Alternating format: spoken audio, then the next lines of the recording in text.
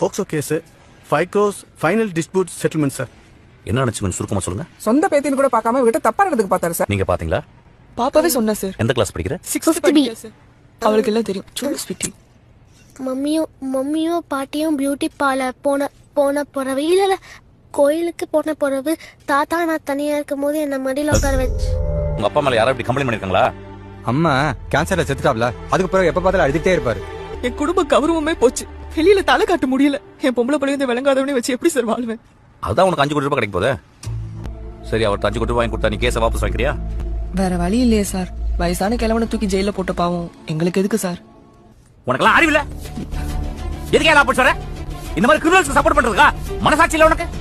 நான் சொல்றத டைப் பண்ணுமா? பணம் பறிக்கிறதுக்காக ஒரு வயசான மேல போய் கேஸ் போட்டதுக்கும் கோர்ட் நேரத்தை வீணடிச்சதுக்கும் ஐபிசி 209 படி இவங்களுக்கு தலா 25,000 அபராதம் போடுது. குழந்தைகள் பாதுகாப்பு சட்டத்தை மிஸ்யூஸ் பண்ணதுக்காக ஐபிசி 193 படி இவங்க 2 பேருக்கும் 6 மாசம் சிறை தண்டனை போடு.